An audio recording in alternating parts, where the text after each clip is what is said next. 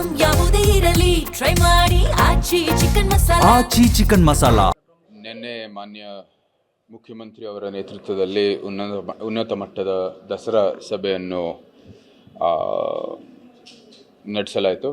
ಮುಖ್ಯಮಂತ್ರಿ ಅವರೇ ಪ್ರಥಮವಾಗಿ ಸಂದೇಶವನ್ನು ಕೊಟ್ಟರು, ಇದು ಯಾವುದೇ ರೀತಿ ರಾಜಕೀಯ ಬೇಡ, ಪಕ್ಷಾತೀತವಾಗಿ ಎಲ್ಲನೂ ಮಾಡೋಣ, ಸ್ವಾಗತ ಮಾಡೋಣ, ಜೊತೆಗೆ ಯುವಕರ ಒಂದು ಆಕಾಂಕ್ಷೆ ಮೇರೆಗೆ ಎಲ್ಲ ಕಾರ್ಯಕ್ರಮಗಳು, ಅನೇಕ ಆಕರ್ಷಣೆಗಳು ನಾವು ಸಂಘಟಿಸಬೇಕು. ಯಾಕಂದರೆ ಅದು ಭಾಳ ಒಂದು ಬದಲಾವಣೆ ಇದೆ. ಅವರ ಆಕರ್ಷಣೆಗಳು ಮತ್ತು ಅವರ ಏನು ನಿರೀಕ್ಷೆ ಮಾಡುವಂಥದ್ದು ಕೆಲವು ಚಟುವಟಿಕೆಗಳು ಎಲ್ಲ ಒಳ್ಳೆ ರೀತಿಯಲ್ಲಿ ಸಂಘಟನೆ ಮಾಡಬೇಕಂತ ಅದಕ್ಕೂ ಕೂಡ ನಾವು ಸ್ವಾಗತ ಮಾಡೋಣ. ಏನು ಯಾವುದೇ ರೀತಿಯ ತಕರಾರಿಲ್ಲ.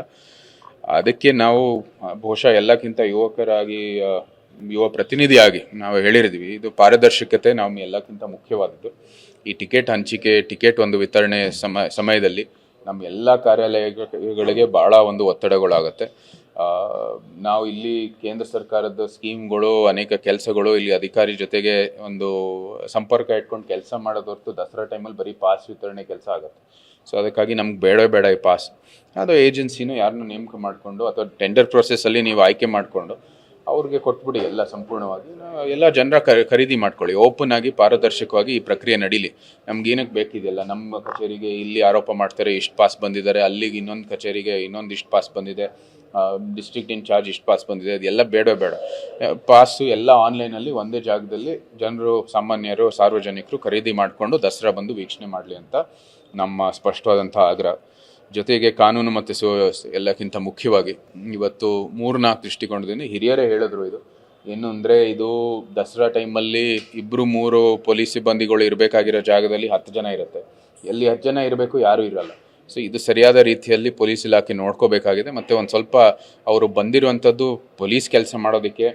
ಹೌದು, ದಸರಾ ಎಲ್ಲ ನೋಡುವಾಗ ನಮಗೂ ಎಲ್ಲ ಕೂಡ ಅದು ನೋಡುವಂಥದ್ದು ಒಂದು ಆಸೆ ಇರುತ್ತೆ.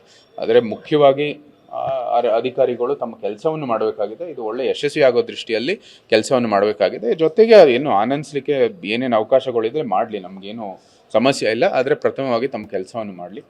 ಮತ್ತು ಹೋದ ಸತಿ ನೀವೇ ನೋಡಿದ್ದೀರಿ, ಕೆಲವು 2 ಕೊಲೆಗಳಾಗಿದ್ದು, ಭಾಳ ಕ್ರೂರವಾದಂಥ ಒಂದು ಅಪ್ರಾಪ್ತ ಹುಡುಗಿಯ ಒಂದು ಕೊಲೆನೂ ಕೂಡ ಆಗಿತ್ತು. ಅದು ಈ ಒಂದು ಏನೇನು ಸಮುದಾಯಗಳು ಬರ್ತವೆ ಇಲ್ಲಿ ವ್ಯವಹಾರಕ್ಕೋಸ್ಕರ, ಅಲ್ಲಿ ಬೀದಿ ಬದಿಗಳಲ್ಲಿ ವ್ಯಾಪಾರ ಮಾಡೋದಕ್ಕೆ ಏನೇನು ಬರ್ತಾ ಇರ್ತಾರೆ, ಅದೆಲ್ಲನೂ ಕೂಡ ಆರ್ಥಿಕ ಒಂದು ದೃಷ್ಟಿಯಿಂದ ಒಳ್ಳೇದಾಗುತ್ತೆ. ಆದರೂ ಸಹ ಒಂದು ಸಂಘಟನೆ ಬೇಕಾಗಿದೆ ಅಲ್ಲಿ, ಮತ್ತು ಒಂದು ರಕ್ಷಣೆ ಬೇಕಾಗಿದೆ ಅಲ್ಲಿ. ಅದನ್ನು ನೋಡ್ಕೊಳ್ಳೋದಕ್ಕೆ ಇವತ್ತು ಒಂದು ಆಗ್ರಹವನ್ನು ಮಾಡಿದ್ದೀವಿ. ಜೊತೆಗೆ ಈವ್ ಟೀಸಿಂಗು ಅದು ಕೂಡ ಜಾಸ್ತಿ ಆಗುತ್ತೆ. ಅದನ್ನು ಕೂಡ ನೀವು ದಯವಿಟ್ಟು ಒಳ್ಳೆ ಪ್ರತಿಕ್ರಿಯೆ ಕೊಡಬೇಕಾಗಿದೆ. ಒಳ್ಳೆ ಒಂದು ರೆಸ್ಪಾನ್ಸ್ ಮಾಡಿ ತಕ್ಷಣವೇ ಅದ್ರ ಮೇಲೆ ಕ್ರಮ ತಗೋಬೇಕು ಅಂತ ಹೇಳಿದ್ದೀವಿ.